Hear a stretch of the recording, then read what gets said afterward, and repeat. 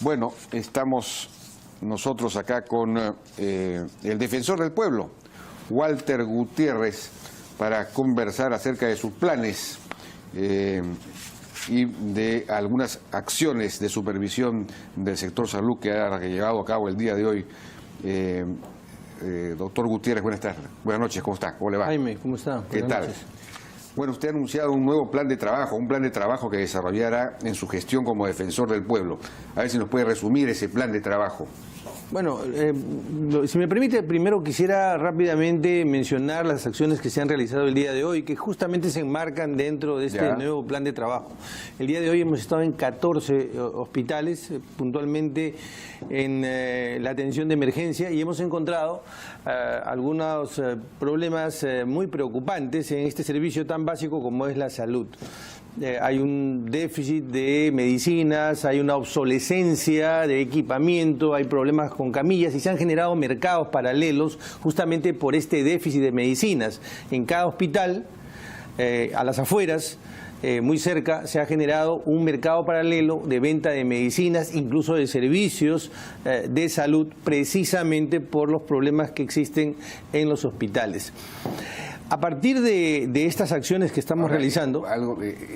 Esto es en ocasiones generado por,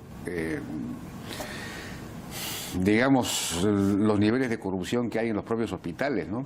Los médicos que... Lo que decía el doctor Moreno, ¿no? Que el densitómetro del hospital Loaiza está malogrado, que siga malogrado. Es decir, hay sectores, hay pequeñas argollas a las que les conviene. En algunos casos probablemente sea así, Jaime, no, pero yo no haría esa afirmación hasta no tener la constatación. Creo que en gran parte esto tiene que ver con algo que usted ha mencionado hace un instante, la ineficiencia del Estado. Uno de los grandes compromisos que debemos tener en el país es hacer que el Estado sea eficiente, y esto se enmarca también dentro del plan de gestión de la Defensoría del Pueblo, porque es una de sus competencias. El artículo 161, 162 de la Constitución le da esas competencias: defender los derechos fundamentales, ocuparse de la marcha administrativa, y así nació todo. Dicho sea de paso, lo de los ombudsman nacen justamente ocupándose y preocupándose de la eficiencia de la administración, cosa que ahora tenemos que encarar muy activamente desde la Defensoría del Pueblo. El día en que el Estado sea más eficiente, los derechos fundamentales van a dejar de ser nominales, van a ser reales, va a haber menos corrupción. Y ¿cómo hacemos para que el Estado sea eficiente? Esa es la pregunta, permítame regresar un instante a las acciones del día de hoy. Necesitamos que estos problemas se hagan evidentes. Necesitamos cambiar de pobladores a ciudadanos. Los ciudadanos tienen que entender que tienen derechos frente a la administración, que no son simplemente pobladores a los que se está haciendo un favor, porque al final del día todo el aparato estatal, todo el servicio se define en el ciudadano. Así como en la empresa el empresario cuida de su cliente, sabe que necesita mantener su cartera de cliente porque eso es lo que le da existencia a la empresa. Sin cartera de clientes no hay empresa. Bueno, del mismo modo, sin ciudadanos bien atendidos, carece de sentido las instituciones que se crearon con ese propósito. Pero ahí, por ejemplo, usted está mencionando la necesidad de que el Estado sea eficiente y ha puesto el ejemplo de una empresa privada. Precisamente la manera, digamos, de lograr que los hospitales sean eficientes es entregarlos en concesión, es decir, que una asociación público-privada se haga cargo de ellos para que se manejen como una empresa y entonces se preocupen de que efectivamente se atienda, incluso de que haya menos enfermos, desarrollando atención primaria, es decir, medicina preventiva, salud preventiva, que es un poco el esquema de estas dos asociaciones público-privadas de salud. Una es el Hospital Barton y el otro ya no recuerdo cómo se llama, que tienen como método o principio, digamos, como contrato, que se paga por capitado. Y entonces a ese hospital le interesa que entre menos gente a curarse, para lo cual interesa prevenir, para que entre menos gente a curar, porque de esa manera la rentabilidad es mayor. Entonces, ese tipo de soluciones habría que fomentar para que haya eficiencia y no haya corrupción, para que no se malogren los densitómetros deliberadamente, etcétera, ¿no? Mire, Jaime, yo no estoy en desacuerdo con la privatización en líneas generales. No, esto no es privatización, esto es el hospital sigue siendo público. Es una manera, es una forma. Es contratar a un privado para que administre. Por eso, déjeme... Eso no es privatización. No, cuidado, es una manera. Está usando el mismo lenguaje de los dirigentes que se oponen porque no quieren, digamos, tener una supervisión más estricta. Es que yo no me opongo, si usted me permite, yo le voy a ver, mire, lo que yo no estoy de acuerdo, y estoy seguro que vamos a convenir en eso, es en la mercantilización. Estoy de acuerdo con la privatización, los estándares privados. Cuando una carretera se entrega a un concesionario, la carretera no se convierte en privada, sigue siendo pública, ¿no es cierto? Así es. Muy bien. Entonces, bajo ese concepto estamos hablando de lo mismo. En la medida en que tenemos un Estado, y no digo gigantesco, digo fuerte, que pueda regular, que pueda controlar y que no sea esta traslación de la que usted nos habla sea absolutamente libre, yo creo que podemos estar de acuerdo, porque además la Constitución, en líneas generales, no se opone a eso. Dicho sea de paso, concurrentemente con esa función irrenunciable que literalmente la ley le impone al Estado de dar el servicio de salud concurrentemente. Bueno, pongámoslo a competir al Estado con este tipo de modelos. Así es. Pueden convivir, pero solo pueden convivir en la medida en que el Estado sea un Estado suficientemente fuerte. Porque ¿qué significa gobierno? Gobierno viene de una voz griega que quiere decir conducir, llevar el timón. Llevar el timón no se privatiza. El Estado debe retener esa capacidad que tiene para supervisar, para controlar, para que sea eficiente. De manera que creo que estamos hablando más o menos de lo mismo. El Estado firma un contrato con una empresa privada que se hace cargo de un hospital. Y entonces, si la empresa privada no cumple el contrato, se cancela el contrato. Esto es una cosa... Quizás sería bueno que ustedes visiten, así como han visitado hospitales en donde han encontrado una serie de falencias y problemas, estos dos hospitales de salud que se manejan por asociación público-privada, para comparar, para ver cuál es la comparación. Jaime, vamos a visitar no solamente a nivel de Lima, sino a nivel nacional, no solo el servicio público, es decir, el servicio en mano de Estado, sino el servicio también privado, porque no, como dije hace un instante, no porque está en mano de privado deja de ser un derecho fundamental un servicio público. De acuerdo. Ustedes han encontrado, digamos, aquí hay un problema no solamente en la gestión del hospital, sino en, digamos, a finales de los 80, en plena hiperinflación, en el gobierno de Alan García, se dio una ley, que es la misma ley que se dio en la policía y la misma ley que de alguna manera se dio en educación, para reducir el número de horas para que los profesionales, los policías, fue el famoso 24 por 24, y en caso de los médicos se redujo el horario a 6 horas para que el resto, en realidad en la práctica son 4 horas, porque 2 de esas 6 horas son para estudios, en fin, cosas un poco... En la práctica son 4 horas de atención, de trabajo, para que puedan el resto del tiempo buscárselas por sí mismos, porque con la hiperinflación se había diluido el salario, ¿no? Bueno, el salario, por supuesto, no es muy bueno todavía, pero ya está mucho mejor que en esa época, y seguimos con las famosas 4 horas. Y muchos de ellos, claro, en las tardes trabajan, incluso hay clínicas en los propios hospitales, clínicas privadas de los mismos médicos, ¿no?, que derivan pacientes del CIS que no pueden pues atender en teoría en sus propias 4 horas, y entonces los refieren o los refieren a sus propias consultas privadas. Entonces esto es una cosa perversa, ¿no? Sí, en realidad hemos encontrado varias deficiencias. Una de ellas es justamente un sector de médicos impagos, un sector de médicos que no, digamos, están propiamente en planilla, sino en un sistema paralelo, que tienen meses sin pagar, y evidentemente en esa condición los médicos no trabajan o no hay un desincentivo y dejan los hospitales, y cada vez hay menos profesionales que van a determinados hospitales. Este es otro de los problemas. En realidad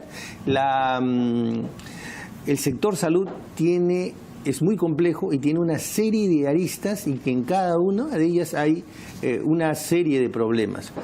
Pero usted hace un momento me preguntaba, bueno, ¿cuál va a ser el plan? Una de las grandes tareas de la Defensoría es preocuparse del tema de salud. Así como en conflictos, la Defensoría ha logrado institucionalizar una línea de trabajo con boletines, con informes, y se conoce más o menos bien la gran mayoría de conflictos. Igual en salud queremos cada cierto tiempo sacar un boletín, un informe de los distintos problemas, de modo que se pueda conocer bien la problemática de salud y se puedan empezar a dar alternativas. Hay estos casos por ejemplo, a mí todo el tiempo me cuentan personas que van a las 5 o 6 de la mañana para sacar cita o para que le den cita, y llegan y hoy está primero, una persona que me lo contó, estaba primero en la fila, entonces llega y le dan el puesto número 6.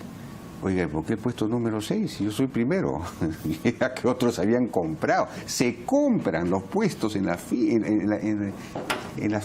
Claro. Es decir, hay mucha corrupción. Es una cosa tremenda, ¿no? Es decir, estas cosas tienen que modernizarse, yo no sé qué se puede hacer. Me pregunto, déjeme decirle, yo no soy un experto en estos temas, recién estamos ingresando a este mundo, pero nos hemos preguntado, incluso llegando a la Defensoría, ¿por qué no podemos cada vez más introducir mecanismos tecnológicos, digitales para todo esto? Las citas, por ejemplo.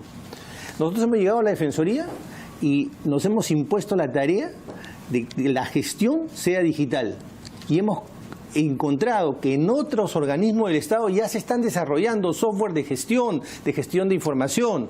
Le pongo el caso concreto de la Contraloría. Creo que no se va a molestar el Contralor si digo que he conversado con él, y en un marco de buenas prácticas gubernamentales, ellos nos van a facilitar software que han desarrollado que les permiten a ellos reducir tiempos, ser mucho más eficientes, identificar procesos igual que se hace en el sector privado.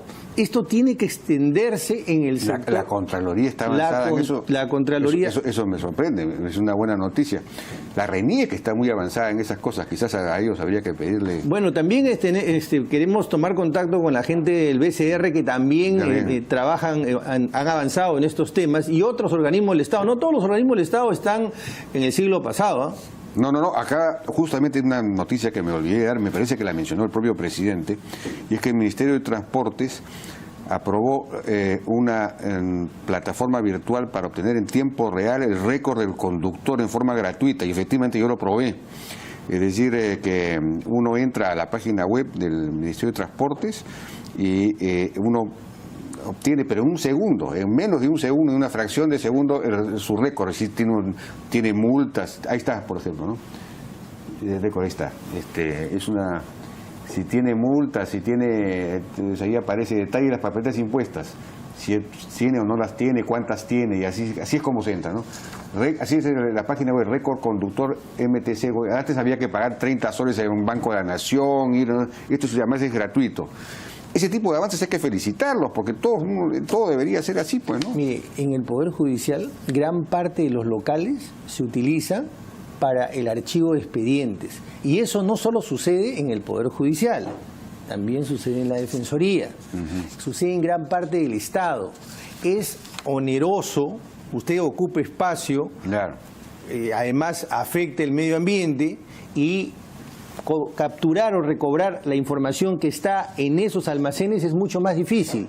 Entonces, creo que un esfuerzo que se puede hacer desde la Defensoría es contribuir a la eficiencia del Estado, a una gerencia, a una gestión digital. Ese es otro de los desafíos de la Defensoría, porque está linealmente, es una competencia de la Defensoría. De manera que defender el derecho del usuario a una atención pues rápida, para eso la digitalización es fundamental, ¿no? Sí, pues de acuerdo. Me están pidiendo una pausa, si me permiten.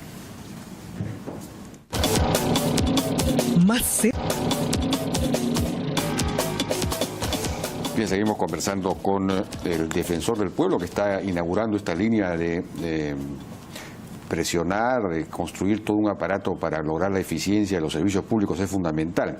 Yo quería brevemente contarle el caso que me contaron hace poco en un hospital, una persona que lleva a un familiar para que lo operen, lo están operando y de pronto sale un asistente, un enfermero y le dice, oiga, necesitamos estos remedios, tiene que comprarlos porque no hay. Por supuesto, usted sale después desesperado y va corriendo a una farmacia y compra los medicamentos caros para la operación en teoría. Cuando termina la operación, sale el doctor, el médico que opera, el cirujano, y le pregunta, bueno, doctor, ¿cómo salió bien? Pero, ¿y los medicamentos que me pidió? ¿Sirvieron o no sirvieron? ¿Qué medicamentos? ¿Cómo? ¿Me han pedido medicamentos? ¿Qué medicamentos? Yo no he pedido nada. Es decir, con la idea de que no hay medicamentos, entonces la gente sale pues para contarle que salga vivo su pariente, hace cualquier esfuerzo y cualquier sacrificio, ¿no? Y resulta que era una manera simplemente de conseguir medicamentos y después los venderán pues por ahí, yo no sé. Es decir, sería muy importante que en esto que ustedes están haciendo pudieran habilitar un servicio de denuncias, ¿no? De decir que la gente se anime a denunciar, que no tenga miedo de denunciar. Fuerza Popular proponía que la Defensoría fuera el litis consorte en las denuncias de los ciudadanos, es decir, que acompañara las demandas y las denuncias, no sé. De hecho, vamos a implementar, esta es una de las cosas que pronto también se va a anunciar, vamos a implementar algún mecanismo de protección a los denunciantes, de anonimato a los denunciantes. Esto, no me quiero adelantar, pero es una de las ideas que está también en el marco de estas acciones que vamos a realizar. Pero el hecho es que la Defensoría va a preservar todo aquello que se hizo bien, las líneas de trabajo que se han desarrollado y estas nuevas que estamos mencionando, que tienen que ver con la eficiencia del Estado, que tienen que ver con ponerle énfasis en salud, servicios públicos. Tal vez aquí tengamos un punto de disidencia, tanto en manos de privados como en manos del Estado, en ambos sectores. Dicho sea de paso, imagínense, ahora en manos de privados, digamos, lo lógico es que sea en manos del Estado, pues, ¿no? Porque es nuestro dinero, es el dinero de todo el público, ¿no? Claro, pero por ejemplo este tema de ¿cuánto se ha demorado Indecopi para darse cuenta que hay una concertación de precios? 7 años se ha demorado. Se ha demorado el proceso. Sí, pero... El proceso. Claro, pero eso se puede visibilizar, se puede hacer evidente con acciones de la Defensoría en determinados sectores. Bueno, no sé, pero digamos aquí el grave problema es el sector público, ¿no? También puede haber problemas en el sector privado, por supuesto, pero aquí cómo hacemos, el sector público es el que maneja nuestros recursos de todos los peruanos, los que pagamos impuestos. Sí, ¿no? De acuerdo. Perdón, si me permite, están llegando los periodistas peruanos que fueron retenidos en Venezuela, a ver. Una escasez y hay, bueno, una falta de derechos absoluta, ¿no? En resumen, doctor Gutiérrez, es decir, a partir de esta observación, como le llaman ustedes, que han hecho hoy día a varios hospitales y todo lo demás, ustedes van a producir un informe, ¿qué tipo de informes van a producir? Me dijo también que iban a hacer una especie de ranking de eficiencia, ¿qué productos van a sacar para, de alguna manera, digamos, presionar a la eficiencia al servicio público? En relación a la salud, respecto de esta intervención que hemos realizado el día de hoy en 14 hospitales, vamos a hacer un informe que el día viernes a más tardar se estará enviando al Ministerio de Salud. Y también vamos a comunicar a la prensa muy puntualmente cuáles fueron los hallazgos. Esto en relación a estas acciones que se van a repetir en Lima y a nivel nacional y en diferentes aristas del problema de salud. Esto nos va a permitir hacer un informe también, ya más adelante, de mayor envergadura, entidad, que nos permita conocer el problema de la salud y buscar algunas o plantear algunas alternativas. Lo que significa que vamos a inaugurar esta línea de trabajo, también con boletines mensuales, como dije, como se hace en los conflictos sociales.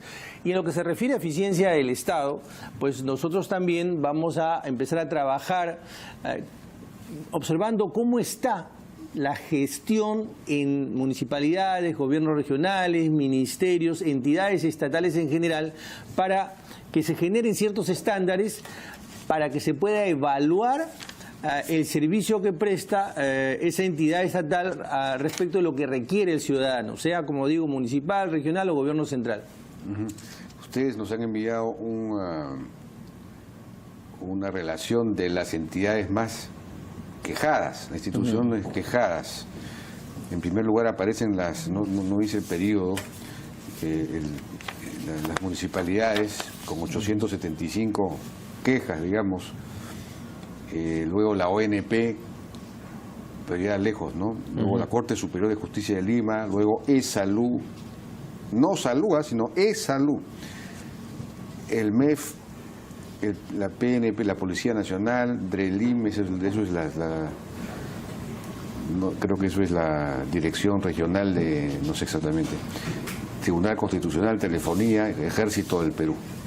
A ver, lo que sucede es que la Defensoría tiene un área en la que llegan quejas, consultas, ciertos reclamos, y esta data se recoge de ahí tanto a nivel de Lima como a nivel nacional. Esto también lo vamos a, esto es digamos el esquema con el que se ha venido trabajando, esto también lo vamos a modificar porque la idea ahora es que la Defensoría atienda 7x24, y esto significa atender a través de la vía de teléfono o a través de la web o a través de alguna aplicación. Entonces la Defensoría va a estar atenta muy pronto, va a poder servir a los ciudadanos los 7 días de la semana, las 24 horas del día. Ahora, ¿van a hacer, por ejemplo, un ranking de las entidades más modernas, más digitalizadas? Eso sí, vamos a establecer, primero vamos a convenir determinados estándares de medición para ver qué entidades son más eficientes, demoran menos tiempo, han introducido más tecnología en el servicio, son al propio tiempo menos quejadas, reducen sus tiempos, sus procesos, todo un conjunto de digamos, indicadores que nos permitan saber cuáles son las más eficientes y cuáles son las que están cumpliendo menos con sus responsabilidades y de alguna manera afectando los derechos fundamentales. De acuerdo. La Presidencia del Consejo de Ministros, la Secretaría de Gestión Pública, hizo hace unos años una especie, como una suerte de concurso. Un concurso que se llamaba el trámite. El trámite de más. Esa fue una propuesta que venía incluso del Colegio de Abogados del año 2007-2008, que luego se trasladó a la... Sí, la conozco bien. Fue exitosa porque la gente denunció pues una serie de trámites absurdos, larguísimos, complicados, ¿no? Y eso sirvió para que se remitiera a esas entidades estas quejas y las entidades tuviesen que corregir, ¿no?, esos trámites y simplificar. En salud, por ejemplo, ayudó en algunos casos. Ese tipo de cosas hay que darle continuidad a ese tipo de... Permanente, sí. Debería ser una cosa, ¿no? No sé, eso debería hacerlo la PCM, no sé si la Defensoría. La Defensoría lo puede hacer. De repente lo puede hacer. Está entre sus competencias, lo podría hacer perfectamente. Esa es una de las líneas que, como he señalado, vamos a trabajar. No exactamente esta iniciativa, pero me refiero a la eficiencia del Estado. De acuerdo. Bien. Walter Gutiérrez, muchísimas gracias por su participación. Fue el defensor del pueblo, el doctor Walter Gutiérrez. Vamos a una pausa y regresamos ahora con el doctor César Azabache, abogado penalista, para ver la ley de muerte civil, en fin, estas cosas, estas iniciativas anticorrupción que se están produciendo estos días. Regresamos.